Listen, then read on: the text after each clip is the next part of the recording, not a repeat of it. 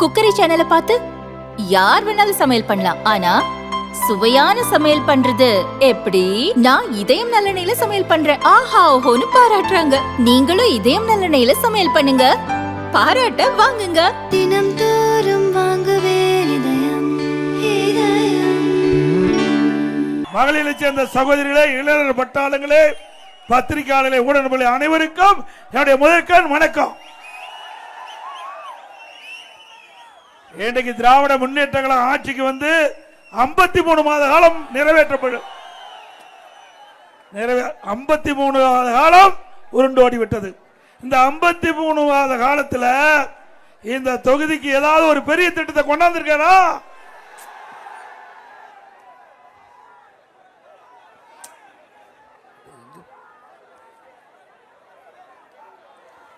சிந்திச்சு பாருங்க. அனைத்து இந்திய அண்ணா திராவிட முன்னேற்ற கழக அரசு இருக்கின்ற பொழுது இந்த பகுதியில் இருக்கின்ற ஏழை எளிய விவசாயி தொழிலாளி அவருடைய குடும்பத்தில் பிறந்த மாணவ மாணவி அற்புதமான உயர்கல்வி படிக்க வேண்டும் என்பதற்காக பொறியியல் கல்லூரியை கொண்டு வந்தது அதிமுக அரசாங்கம். கொண்டு வந்தோம்ல. இதனாலதான் ஏழை எளிய குடும்பத்தில் பிறந்த மாணவ மாணவி இன்றைக்கு என்ஜினியராக படிக்கக்கூடிய வாய்ப்பை உருவாக்கி தந்த அரசாங்கம் அதிமுக அரசாங்கம். அதே போல சாதாரண குடும்பம், விவசாயி தொழிலாளி, தாழ்த்தப்பட்ட குடும்பத்தில் அந்த மாணவனுடைய நிலையை கருதி இந்த கிராம பகுதியில் இருக்கின்ற மக்கள் கூட, அந்த குடும்பத்தில் இருக்கின்ற மாணவ மாணவி கூட பட்டப்படிப்பு படிக்க வேண்டும், குறைந்த கட்டணத்திலே பட்ட படிப்பு கிடைக்க வேண்டும், அரசு கலை மற்றும் அறிவியல் கல்லூரியை கொண்டு வந்த அரசாங்கம் அதிமுக அரசாங்கம். கொண்டு வந்தோம்ல. ஆயிரக்கணக்கான பேர் படிக்கிறாங்கல்ல. இதுதான் அதிமுக. இன்றைக்கு கிராமத்திலிருந்து நகர வரை இன்றைக்கு அதிகமாக பட்டப்படிப்பு படிக்கக்கூடிய சூழ்நிலையை உருவாக்கி தந்த அரசாங்கம் அதிமுக அரசாங்கம். உண்மைதானே?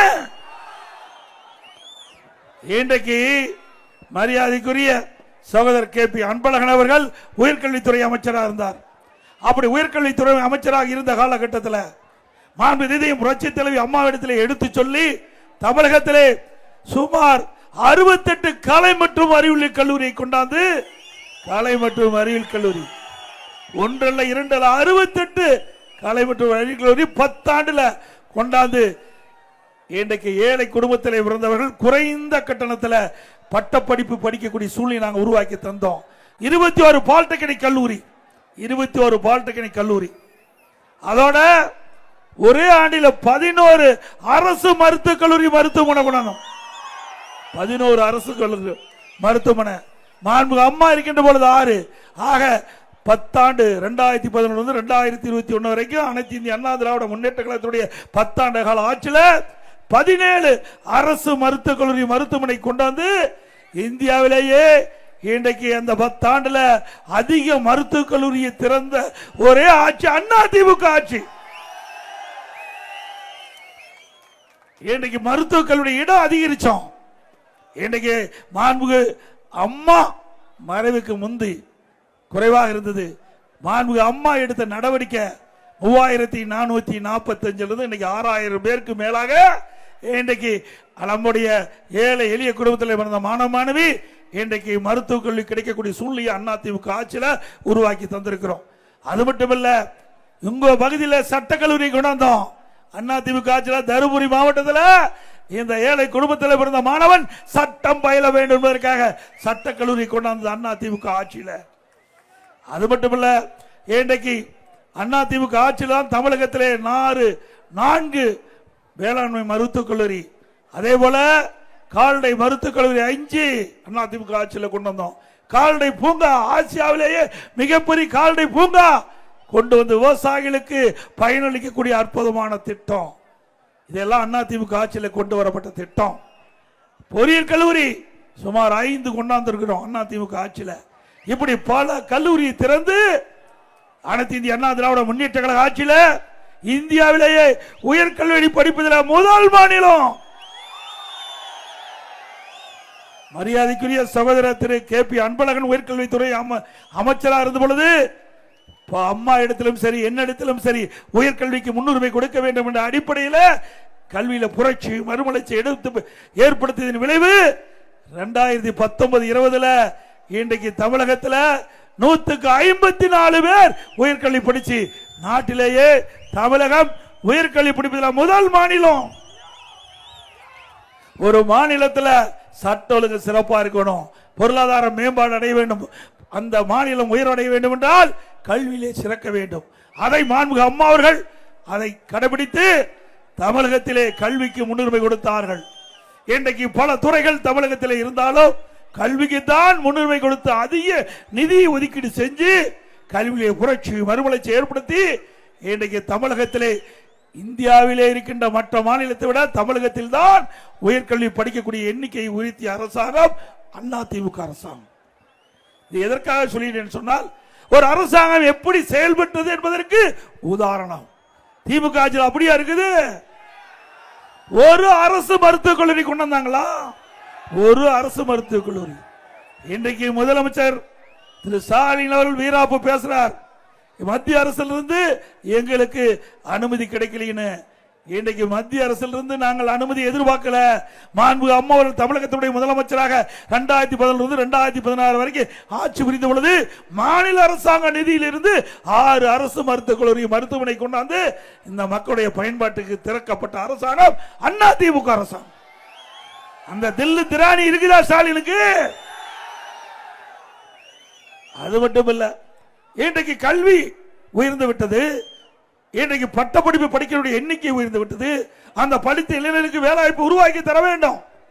அந்த அடிப்படையில் இதே புரட்சி தலைவி அம்மா அவர்கள் தமிழகத்தினுடைய முதலமைச்சர் இருந்த காலகட்டத்தில் 2015ஆம் ஆண்டு உலக முதலீட்டாளர் மாநாட்டை சென்னையில் நடத்தினாங்க.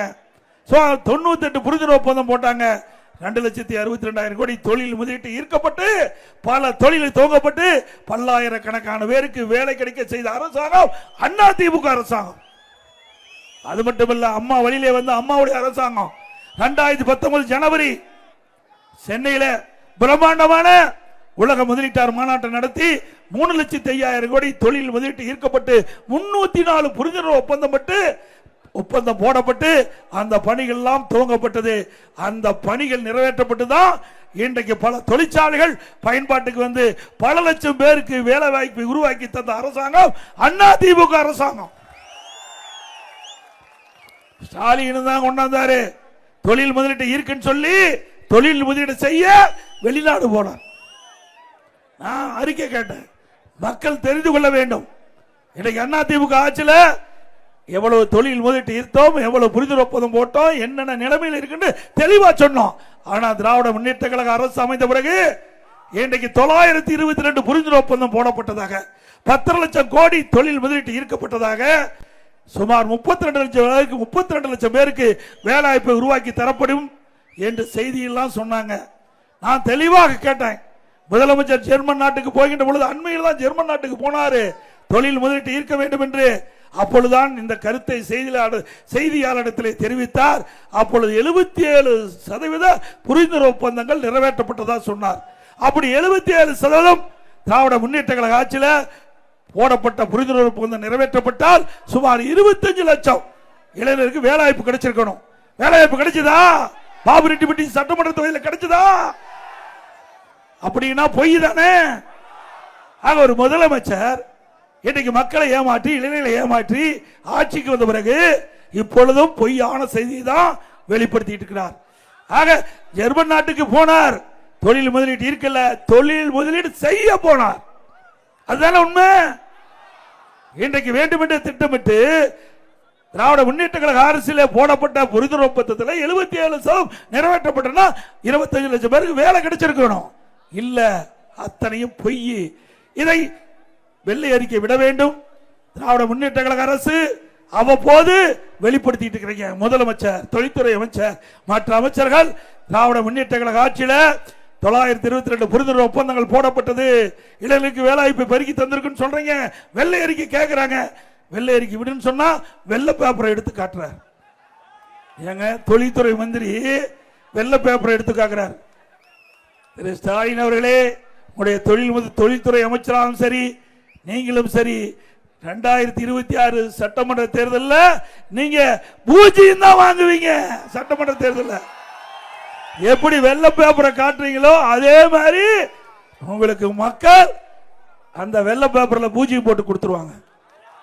ஏங்க, ஒரு நாட்டினுடைய பிரதான எதிர்க்கட்சி தலைவர் இன்றைக்கு ஆளுங்கட்சி என்னென்ன திட்டத்தை கொண்டு வந்திருக்கின்றது, அந்த திட்டத்தை நாட்டு மக்களுக்கு தெரிவிக்க வேண்டும் என்பது கடமை அல்லவா?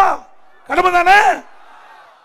அந்த கடமை உணர்வோடு நாட்டு மக்களுடைய எண்ணத்தை இந்த அரசாங்கம் வெளிப்படுத்த வேண்டும் என்ற அடிப்படையில் தான் வெள்ளரிக்கை கேட்டா கிண்டலும் கேலியும் பேசுகின்ற விதமா, இந்த நாட்டு மக்களை அவமானப்படுத்துகின்ற விதமா, இளைஞர்களை ஏமாற்று விதமாக வெறும் வெள்ள பேப்பரை காட்டுறீங்களே. ஆக இதுக்காக உங்களை எல்லாம் அமைச்சராக்கி இருக்கிறாங்க. சிந்திச்சு பாருங்க, எவ்வளவு கிண்டலும் கேலியும் பேசியிருக்கிறீங்க. இதற்கெல்லாம் முடிவு கட்டுகின்ற தேர்தல் 2026 சட்டமன்ற பொது தேர்தல்.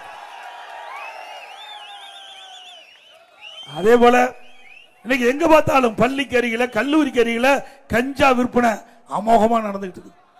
கிராமத்திலிருந்து நகரம் வரை கஞ்சா விற்காத இடமே இல்லை. உண்மைதானே? ஆக இந்த கஞ்சா விற்பனை தடுத்து நிறுத்த வேண்டும், கஞ்சா நடமாட்டத்தை தடுத்து நிறுத்த வேண்டும். போதைப் பொருள் பல்வேறு வடிவத்தில் தமிழகத்தில் வந்து கொண்டிருக்கின்றது. அதை இரும்பு கரம் கொண்டு அடக்க வேண்டும் என்று முதலமைச்சர்கிட்ட சட்டமன்றத்தில் அவருடைய கவனத்துக்கு கொண்டாந்தாங்க. அதையெல்லாம் அவர்கள் பொறுப்படுத்தல. இன்றைக்கு முதலமைச்சர் பேசுறார், போதையின் பாதையில் செல்லாதீர்கள் இளைஞர்களே, போதையின் பாதையில் செல்லாதீர்கள். எப்பொழுது அந்த போதைக்கு அடிமையாகி அவர் சீரழிந்து குடும்பமெல்லாம் நடுத்தருள் வந்து நிற்கின்ற நேரத்தில் இப்ப உபதேசம் செய்கிறார் முதலமைச்சர். இப்படிப்பட்ட முதலமைச்சர் நமக்கு தேவையா? இன்றைக்கு அதிமுக ஆட்சி என்பது மக்கள் விருப்பப்படி செயல்படுகின்ற ஆட்சி. பொன்மனச்செம்மல் புரட்சி தலைவர் எம்ஜிஆர், இதே புரட்சி தலைவர் அம்மா, இருவரும் தலைவர்கள் நாட்டு மக்களுக்கு உழைத்த மறைந்த தலைவர் நம்முடைய தலைவர், மக்களுக்காக உழைத்த தலைவர் அதிமுக தலைவர்கள். உண்மைதானே? வீட்டுக்காக உழைக்கின்ற தலைவர் திரு கருணாநிதி, திரு ஸ்டாலின். உண்மைதானே? சிந்திச்சு பாருங்க, இவர்கள் நாட்டு மக்களுக்கு உழைக்கிறாங்களா? அண்மையில் கரூர்ல நடந்த ஒரு சம்பவம் நெஞ்சை பதற வைக்குது. நான் அதுக்குள்ள ஆழமா போல. இன்றைக்கு ஒரு நபர் கமிஷன் அமைக்கப்பட்ட காரணத்தினால மேலோட்டமா பேசுறேன். இன்றைக்கு துணை முதலமைச்சர் இருக்கிறார். முதலமைச்சருக்கு அடுத்த ஸ்தானம் துணை முதலமைச்சர். வெளிநாட்டில் சுற்றுப்பயணம் போயிட்டார். இங்க ஒரு சம்பவம் ஏற்பட்டு விட்டது. இந்த செப்டம்பர் 27 கரூர்ல ஒரு துயரமான சம்பவம் ஏற்பட்டு விட்டது. அதனால் 41 பேர் உயிரிழந்துட்டாங்க. உடனே அவருக்கு தகவல் தெரிச்சு அந்த விமானம், தனி விமானத்தில் வந்து திருச்சி இறங்குறார். திருச்சி இறங்கின நேரடியா அந்த மருத்துவமனைக்கு போறார். அங்க அந்த இறந்தவர் உடலுக்கு அஞ்சலி செலுத்துறார். அப்புறம் நேரடியா விமானம் மூலம் சுற்றுலா போயிட்டார். என்னங்க அநியாயம், எவ்வளவு துயரம். நாட்டில் 41 பேர் இறந்திருக்கிறாங்க. ஒரு நாட்டுடைய துணை முதலமைச்சர் எப்படியெல்லாம் நடவடிக்கை எடுத்து இந்த மக்களுக்கு ஆறுதல் சொல்லி அந்த மக்களுடைய துயரத்தில் பங்கு பெற்று அவர்தான் உண்மையான அதிகாரம் படைத்த முதலமைச்சர், துணை முதலமைச்சராக இருக்கணும். இப்படிப்பட்டவர்கள்லாம் ஆட்சி செய்தா இப்படித்தான் இருக்கும் என்பதை நாம் எண்ணி பார்க்க வேண்டும். ஒரு நாட்டில் ஒரு துயரமான சம்பவம், ஒரு முக்கிய பொறுப்பில் இருக்கிறீங்க, உங்களுக்கு அந்த வாய்ப்பை இந்த நாட்டு மக்கள் தந்திருக்கிறாங்க.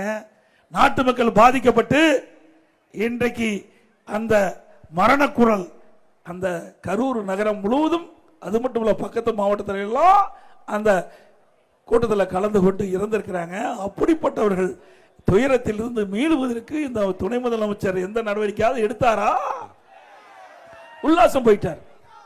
யார் எக்கேடு கெட்டு போனா என்ன, அப்படித்தானே அவர் நினைக்கிறாரு. உண்மையிலேயே இந்த நாட்டு மக்கள் மீது அக்கறை இருந்தால் அந்த மரணம் அடைந்தவருடைய குடும்பத்துக்கு முழுமையான ஆதரவு திரட்டுகின்ற, ஆதரவு கொடுக்கின்ற விதமாக இருந்தால் அவர் இங்கிருந்து யாரெல்லாம் பாதிக்கப்பட்டார்கள், எப்படியெல்லாம் பாதிக்கப்பட்டது, அதற்கு இந்த அரசு என்னென்ன நடவடிக்கை எடுக்க வேண்டும், அதனால அவர்களுக்கு மனநிறைவை எப்படி பெற வேண்டும் என்று திட்டமிட்டு செயல்படுத்தியிருந்தார் ஒரு துணை முதலமைச்சர் அழகு. அதையெல்லாம் திரு கருணாநிதி குடும்பத்தை சேர்ந்தவர்களுக்கு எப்பொழுதும் வராது. ஆட்சி அதிகாரம் தேவை. மக்களை பற்றி கவலைப்படாத கட்சி திமுக கட்சி, திமுக அரசாங்கம் இப்பொழுது நிரூபணமாகிவிட்டது. உண்மைதானே?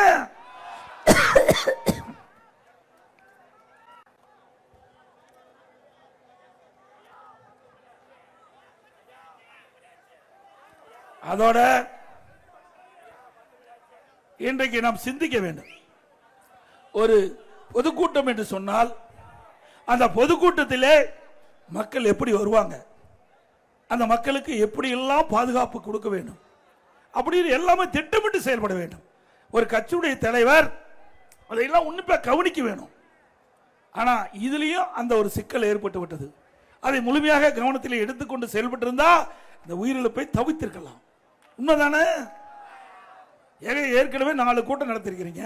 4 கூட்டத்திலையும் பாதுகாப்பு, காவல்துறை பாதுகாப்பு இல்லை. அப்படி பாதுகாப்பு இல்லாம ஆயிரக்கணக்கான மக்கள் கூடுகின்ற பொழுது அந்த மக்களை காப்பது நமது கடமையா இருக்க வேணும். அதுதான் உண்மையான கட்சி தலைவருக்கு அழகு. அதையும் நாம் கடைபிடிக்க வேண்டும். அது எந்த கட்சியா இருந்தாலும் சரி, அது எந்த கட்சியாக இருந்தாலும் அந்த கட்சிக்கு வருகின்றவர்களை பாதுகாப்போடு பாதுகாக்க வேண்டியது அந்த கட்சியினுடைய தலைவருடைய கடமை. அது இந்த கட்சி அந்த கட்சி என்று நான் சொல்லவில்லை, நடுநிலையோட பேசுறேன். இதை அனைத்து இந்திய அண்ணா திராவிட முன்னேற்ற கழகம் இன்றைக்கு பொன்விழா கண்ட கட்சி. பொன்மனச்சம்மல் புரட்சி தலைவர் எம்ஜிஆர் அவர் கூட்டத்துக்கு வருதுன்னா ஒரு நாளைக்கு முந்தையே காத்து கிடப்பாங்க. உண்மைதானே? அப்படி ஒரு நாளைக்கு முன்பே வந்து அவருடைய பொதுக்கூட்டத்திலே கலந்து கொண்ட காட்சியெல்லாம் நாம் பார்த்திருக்கிறோம். அப்படி இருக்கின்ற காலத்தில் கூட எந்த உயிர் சேதம் ஏற்படல. இதே புரட்சி தலைவர் அம்மா பல கூட்டம் போட்டாங்க. ஆயிரக்கணக்கான பேர், லட்சக்கணக்கான பேர் அந்த கூட்டத்தில் கலந்தாங்க. அப்பவும் இல்லை. 53 ஆண்டு காலம் அனைத்து இந்திய அண்ணா திராவிட முன்னேற்ற கழகம் பல மாநாடு நடத்தியிருக்குது, பல கூட்டம் போட்டுக்கிறோம், பல ஆர்ப்பாட்டம் நடத்தியிருக்கிறோம். இப்படியெல்லாம் எந்த சமூகம் நடைபெறவில்லை. அதே போல அதிமுக மட்டுமில்ல, இன்றைக்கு பிரதான கட்சி திமுக, எனது பல கட்சிகள், தமிழகத்தில் இருக்கின்ற பல கட்சிகள் எந்த கட்சி கூட்டம் நடத்தினாலும் முழுமையான பாதுகாப்பு கொடுத்த அரசாங்கம் அதிமுக அரசாங்கம். எங்களுக்கு இந்த கட்சி அந்த கட்சி என்று பார்க்கல, மக்களை பார்த்தோம். மக்கள் பாதிக்கப்படக்கூடாது, தமிழ்நாட்டு மக்கள் பாதிக்கப்படக்கூடாது, அப்படி பாதிப்பு ஏற்படக்கூடாது என்ற அடிப்படையில் அது எந்த கட்சி கூட்டம் நடத்தினாலும், எந்த கட்சி ஆர்ப்பாட்டம் நடத்தினாலும், எந்த கட்சி மாநாடு நடத்தினாலும் அதற்கு உண்டான பாதுகாப்பை அதிமுக அரசு கொடுத்தது.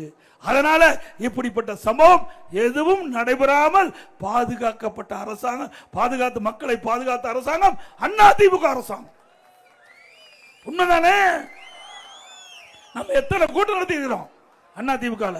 அதே போல அதிமுக அரசாங்கம் இருக்கின்ற பொழுது எந்த கூட்டம் கேட்டாலும் அனுமதி கொடுத்தோம். ஆயிரக்கணக்கான ஆர்ப்பாட்டம் நடத்தினாங்க, ஆயிரக்கணக்கான போராட்டம் நடத்தினாங்க, அதிகமா பொதுக்கூட்டம் நடத்தினாங்க. அத்தனைக்கு அனுமதி கொடுத்தோம். அனுமதியை மறுக்கல. ஏன்னா அதை சந்திக்க தெம்பு திராணி அதிமுகவுக்கு இருந்தது.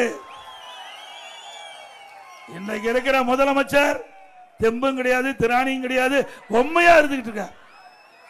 இவருடைய அனுமதி கேட்டா கொடுப்பதில்ல. திராவிட முன்னேற்ற கழக அரசுல பொதுக்கூட்டம் நடத்தவனா அனுமதி கொடுக்கறதில்ல. நீதிமன்றத்துக்கு போய் அனுமதி வாங்கி இன்றைக்கு பொதுக்கூட்டம் நடத்த வேண்டிய அவலநிலை தமிழகத்தில் இருக்குது. அப்படியே நீதிமன்றம் அனுமதி கொடுத்தாலும் ஆனா பாதுகாப்பு கொடுக்க இந்த அரசாங்கம் மறுத்தது. அதனால் இன்றைக்கு 41 உயிர்கள் இழந்து இருக்கின்றோம் என்பதை நாம் எண்ணி பார்க்க வேண்டும். இன்றைக்கு நான் அண்ணன் சொன்னாங்க, இன்றைக்கு எழுச்சி பயணத்தை தொடங்கி ஜூலை 7ஆம் தேதி எழுச்சி பயணத்தை தொடங்கினேன்.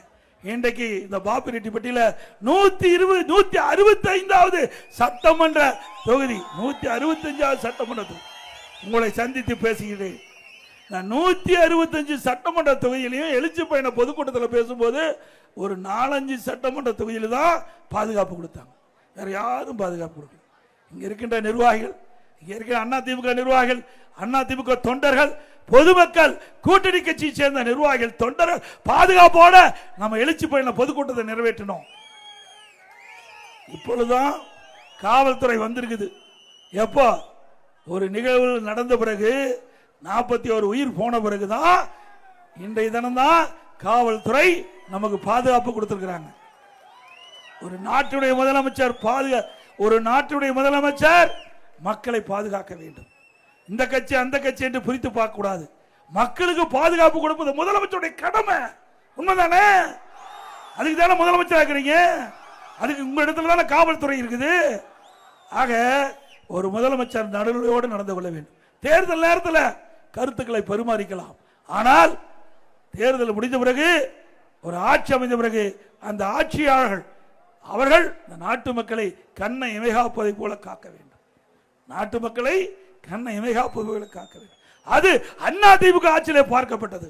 திராவிட முன்னேற்ற கழக ஆட்சியிலே மாட்டான் தாய் பிள்ளைகளை போல இன்றைக்கு எதிர்கட்சியை இன்றைக்கு பார்த்து கொண்டிருக்கிறது. இது அழகல்ல. இனியாவது இந்த அரசாங்கம் உணர்ந்து ஆளுங்கட்சிக்கு ஒரு நீதி, எதிர்கட்சிக்கு ஒரு நீதி இல்லாம நடுநிலையோடு அனைவருக்கும் பாதுகாப்பு கொடுக்க வேண்டும் என்று இந்த நேரத்தில் கேட்டுக்கிறேன். அதோட இன்றைக்கு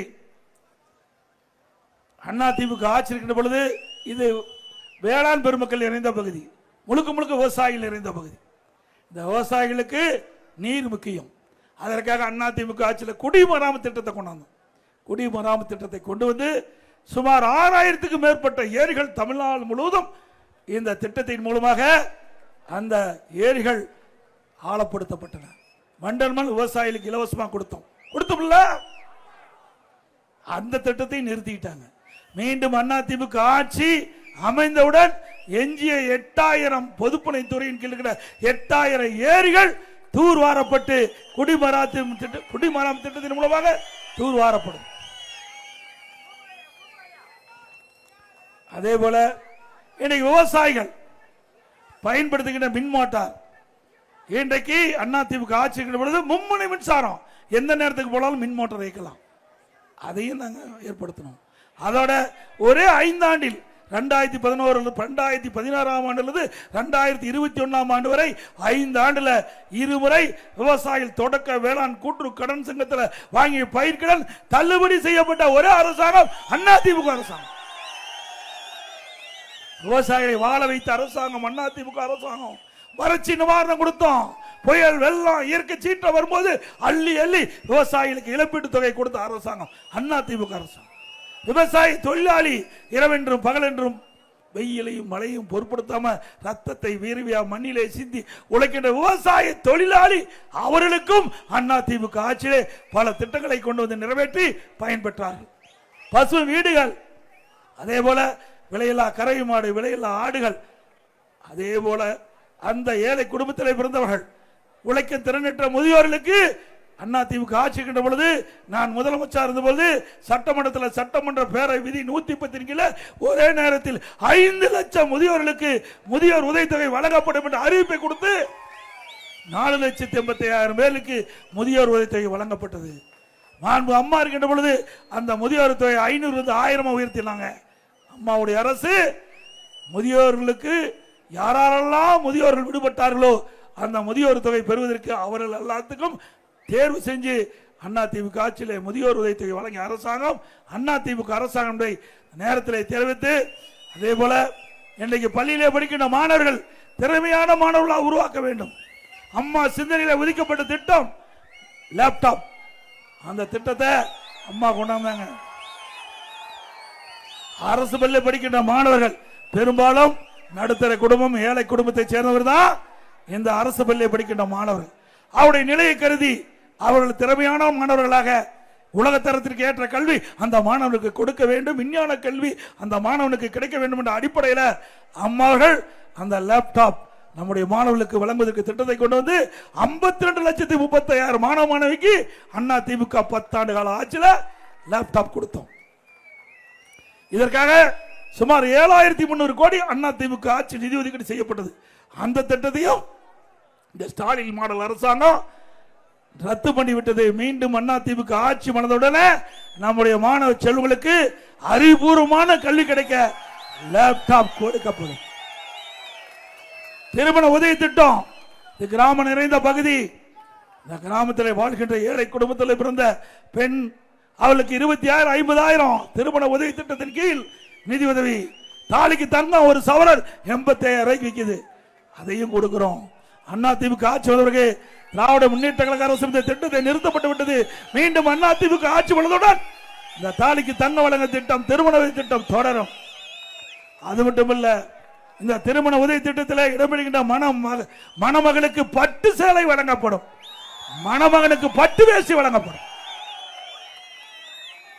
இந்த கட்சி ஏழைகளுக்காக துவங்கப்பட்ட கட்சி. அவர்கள் மகிழ்ச்சியோடு வாழ வேண்டும். அதற்காக அதிமுக அரசு பார்த்து பார்த்து திட்டத்தை கொண்டு வந்து நிறைவேற்றப்படும். அது மட்டுமல்ல, ஏழை தொழிலாளி, ஏழை விவசாய தொழிலாளி, எழுது சலவை தொழிலாளி, அதை விட நெசவு தொழிலாளி, அதே போல தாழ்த்தப்பட்ட மக்கள் இவர்களுக்கு ஏற்கனவே அவள் குடிசையில் இருந்தால் அற்புதமான காங்கிரீட் வீடு அதே இடத்துல கட்டி கொடுக்கப்படும். இந்த ஏழை தொழிலாளிக்கும் தாழ்த்தப்பட்ட மக்களுக்கும் வீட்டு நிலமே இல்லை. அண்ணா திமுக அரசு அமைந்தவுடன் அவர்களுக்கு வீட்டு நிலம் வாங்கி அற்புதமான காங்கிரீட் வீடு, இப்ப கட்டுற வீடு மாதிரிலாம் இல்லைங்க, பல லட்சம் மதிப்புள்ள அற்புதமான காங்கிரீட் வீடு கட்டி கொடுக்கப்படும். இது என்னுடைய பிரதான திட்டம். அண்ணா திமுகவுடைய பிரதான தேர்தல் அறிக்கையை இதுதான் இடம்பெறும். அந்த ஏழைகளும் மற்றவரை போல மகிழ்ச்சியோடு வாழ வேண்டும். அந்த ஏழைகளுக்கும் நல்ல தரமான வீடுகளை கட்டி கொடுத்து மகிழ்ச்சியோடு அந்த வீட்டிலே வாழ வேண்டும் என்பது அண்ணா திமுக ஆட்சியுடைய அண்ணா திமுக கட்சியுடைய நோக்கம். அண்ணா திமுக அரசு வந்தால் அது செயல்படுத்தப்படும். அதே போல இந்த பகுதியில் இன்னைக்கு தென்மண்ணை ஆற்றில் உபரி நீர், அந்த உபரி நீரை ஈச்சம்பாடி அணையிலிருந்து நீரேற்றி திட்டத்தின் மூலமாக இங்க இருக்கின்ற 66 ஏரிகளுக்கு நீர் நிரப்புகின்ற திட்டம். என்னிடத்தில் அருமை சகோதரர் அன்பழகன் அவர்கள் அமைச்சராக இருந்த காலகட்டத்தில் எங்க இருக்கின்ற கழகத்தினுடைய நிர்வாகிகள் எல்லாமே என்னிடத்தில் கோரிக்கை வச்சாங்க. இந்த பகுதியில் இருக்கின்ற மக்கள் நீர் இல்லாம வேளாண் பணி முடக்கப்பட்டிருக்கின்றன, அவர்களுக்கு இந்த ஈச்சம்பாடி அணையிலிருந்து நீரேற்றின் மூலமாக ஏரிகள் நிரப்பப்படுகின்ற பொழுது நிலத்தடி நீர் உயர்ந்து விவசாயத்திற்கு தேவை நீர் கிடைக்கும். அந்த திட்டத்தை செயல்படுத்த வேண்டும் என்று கோரிக்கை வைத்தார்கள்.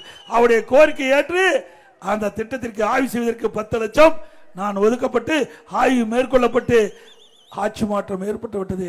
கிடப்பிலை போட்டு விட்டார்கள். மீண்டும் அண்ணா திமுக ஆட்சிக்கு வந்த பிறகு ஈச்சம்பாடி அணையிலிருந்து நீரேற்றின் மூலமாக இந்த 66 ஏரிகளுக்கும் நீர் நிரப்புகின்ற பணி செயல்படுத்தப்படும்.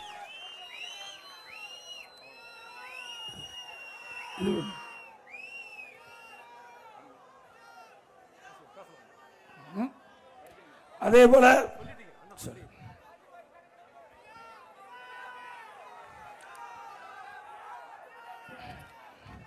இன்றைக்கு நாட்டில் பணத்தை திருடுவாங்க, நகையை திருடுவாங்க. திமுக ஆட்சியில் கிட்னி திருடுறாங்க. எங்கேயாவது பார்த்திருக்கீங்களா? இந்தியாவில் எந்த மாநிலத்திலேயாவது இப்படிப்பட்ட ஒரு கேவலமான நிலை இருந்திருக்குதா? அது யாரு? திமுக எம்எல்ஏ அவர் நடத்தும் மருத்துவமனையில் இன்றைக்கு வறுமையில வாடுகின்ற ஏழைகளை தேடி பிடித்து அவருடைய கிட்னியை முறைகேடாக எடுத்து பல லட்சத்துக்கு விற்பனை செய்யப்பட்டது என்று புகார் திமுக அரசாங்கத்துக்கு தெரிவிக்கப்பட்டு திமுக அரசாங்கமே திமுக எம்எல்ஏ நடத்துகின்ற மருத்துவமனைக்கு போய் சோதனையிட்டு முறைகேடு நடந்தது உண்மை அப்படின்ற அந்த சோதனையில் கண்டுபிடிக்கப்பட்டு முதற்கட்டமா அந்த உறுப்பு மாற்று அறுவை சிகிச்சையினுடைய அனுமதியை ரத்து பண்ணியிருக்காங்க. கைது பண்ணல. எது கைது பண்ணல? கைது பண்ணிருக்கணும்ல. ஆக கொடுமையிலும் கொடுமை வறுமை, கொடுமையிலும் கொடுமை வறுமை. அப்படிப்பட்ட வறுமையை மையமாக பயன்படுத்தி இந்த கொள்ளையடிக்கின்ற அரசு தொடர வேண்டுமா?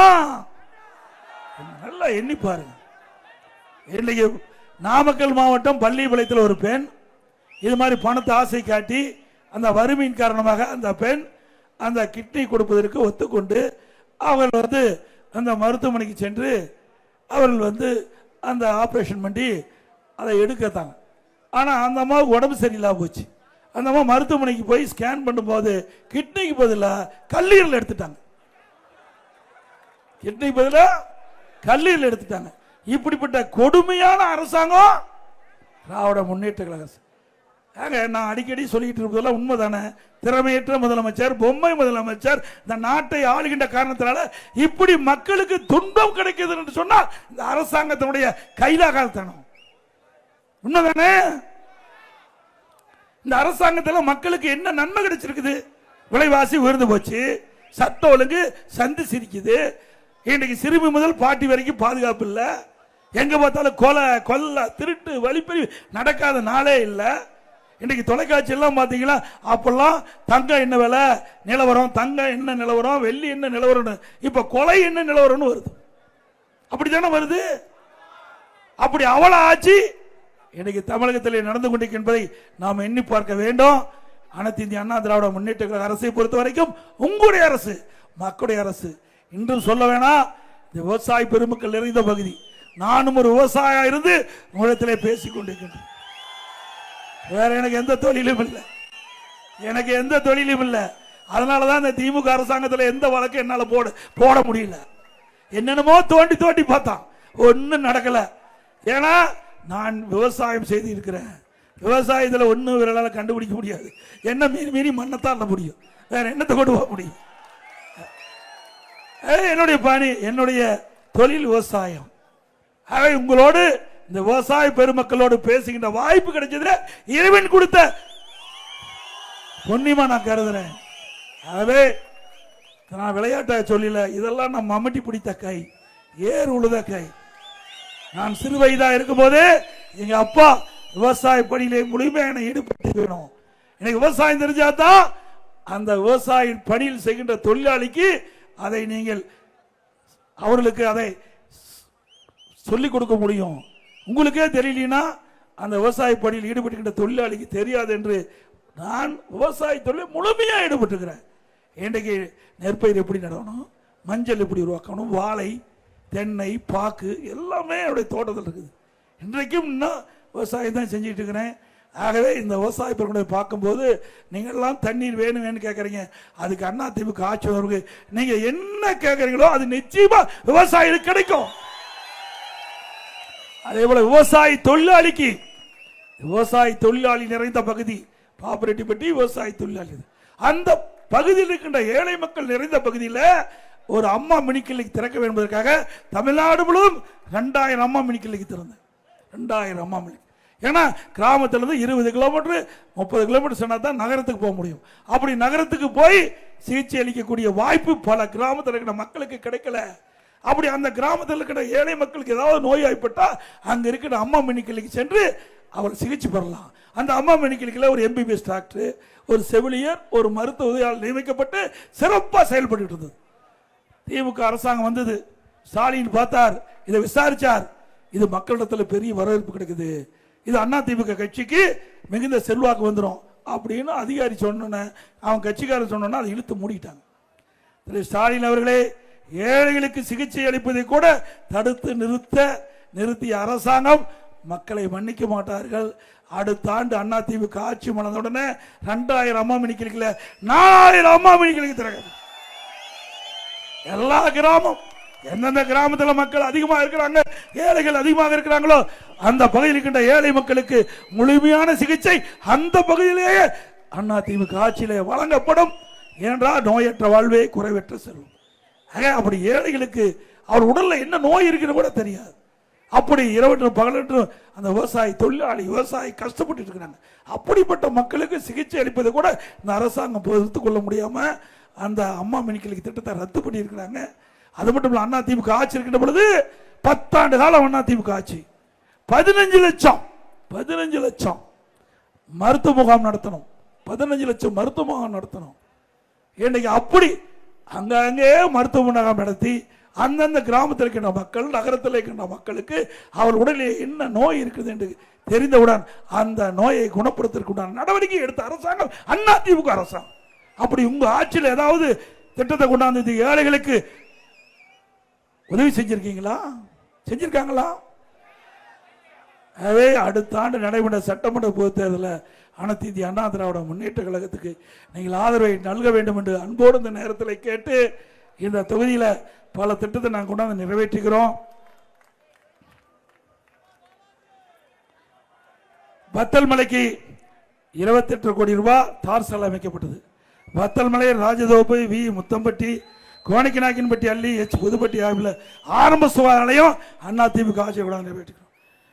கோழிமேக்கனூர், பூனையானூர், கொண்டகரள்ளி ஆகிய பகுதியில் அடுக்குமாடி வீடு கட்டி கொடுக்கப்பட்டது.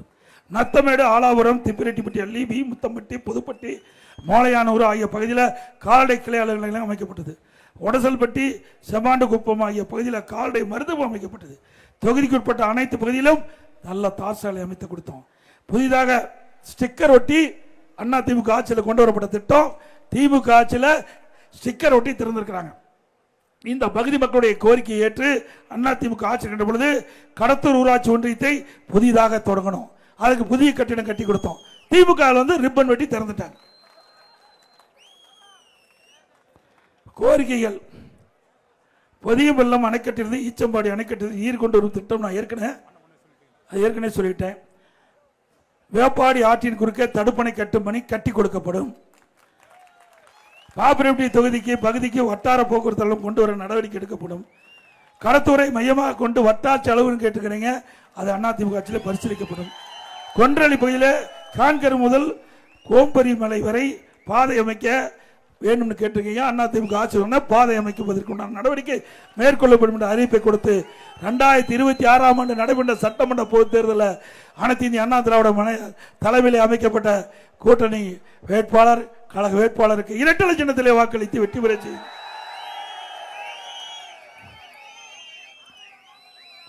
அதே போல இங்கே வந்து இந்த கூட்டத்திலே கலந்து கொண்டு நீங்கள் வீட்டுக்கு போகும்போது வாகனத்தில் பத்திரமா போய் சேரணும். ஏன்னா மிக மிக முக்கியம். இன்னைக்கு வாகனத்தில் செல்லும் போது பத்திரமா நீங்க போய் வீடு சேர வேணும். ஏன்னா இன்னைக்கு இரவு நேரத்தில் நம்முடைய வாகன ஓட்டிகள் நம்முடைய பொதுமக்களை பத்திரமா அவர் வீடு போய் சேர்க்க வேண்டும் என்று அன்போடு இந்த நேரத்தில் கேட்டு, மக்களை காப்போம், தமிழகத்தை மீட்போம்,